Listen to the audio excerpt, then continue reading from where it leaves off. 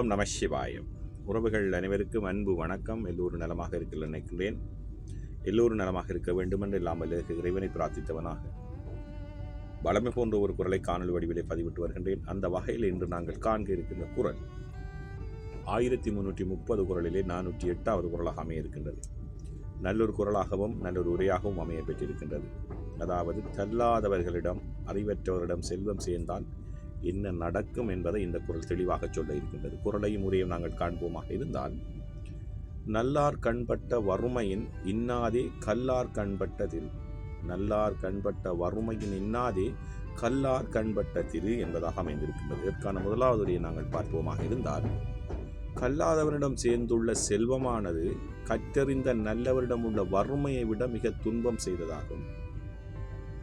ஒரு கல்வி அறிவில்லாத ஒரு முட்டாளிடம் இருக்கின்ற செல்வம், சொத்து எப்படிப்பட்டதாக இருக்குமாக இருந்தால், கற்றறிந்த கல்வி அறிவாளரிடம் உள்ள வறுமையை விட மிக துன்பமானதாகும், அது துன்பம் செய்ததாகும் என்பதாக முதலாவது உரை அமைந்திருக்கின்றது. அதே போன்றுதான் நல்லார் கண்பட்ட வறுமையின் இன்னாதே கல்லார் கண்பட்ட திரு என்ற குரலுக்காக கலைஞர்களும் ஒரு உரையை தந்திருக்கின்றார்கள். அதை பார்ப்போமாக இருந்தால், முட்டாள்களிடம் குவிந்துள்ள செல்வம் நல்லவர்களை வாட்டும் வறுமையை விட அதிக துன்பத்தை தரும்.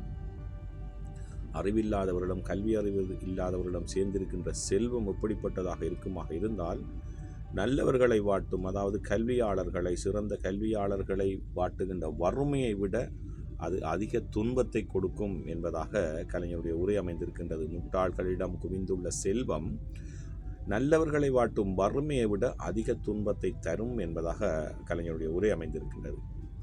அதே போன்றுதான் நல்லார் கண்பட்ட வறுமையின் இன்னாதே கல்லார் கண்பட்ட திரு என்ற குரலுக்காக சாலமன் பாப்பை அவர்கள் அழகான ஒரு உரையை தந்திருக்கின்றார்கள். அதை பார்ப்போமாக இருந்தால், படிக்காதவரிடம் இருக்கும் செல்வம் நல்லவரிடம் இருக்கும் வறுமையை காட்டிலும் கொடியது. ஒரு அறிவில்லாதவர்களிடம், முட்டாள்களிடம் இருக்கிற செல்வம் எப்படிப்பட்டதாக இருக்குமாக இருந்தால், நல்லவரிடம் இருக்கும் வறுமையை காட்டிலும் கொடியதாம்.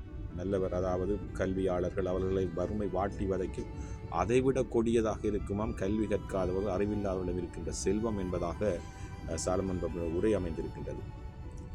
உண்மையிலேயே நல்லார் கண்பட்ட வறுமையின் இன்னாதே கல்லார் கண்பட்ட திரு என்ற குரலுக்கான 3 உரைகளையும் பார்த்தோம். கல்லாதவரிடம் இருக்கின்ற செல்வம் ஆபத்தானது.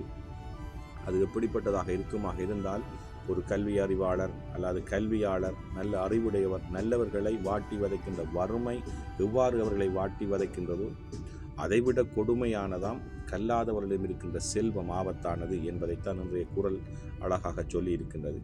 உண்மையிலே நல்லொரு குரலாகவும் நல்லொரு உரையாகவும் அமைந்திருக்கின்றது. எங்களுடைய வாழ்விலும் நாங்கள் கல்விக்கான முக்கியத்துவத்தை நாங்கள் கொடுக்க வேண்டும். காரணம், கல்லாமை என்ற காரணத்தினால் நாங்கள் பார்த்த குரல்கள் அனைத்தும் எப்படிப்பட்ட ஒரு தாக்கத்தை கல்லாமையினால் எங்களுடைய வாழ்வில் ஏற்படுத்தும் என்பதை நாங்கள் அறிந்து கொண்டிருக்கின்றோம்.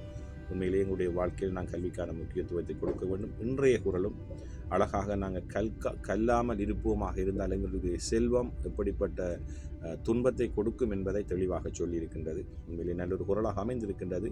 நல்லார் கண்பட்ட வறுமையின் இன்னாதே கல்லார் கண்பட்ட திரு.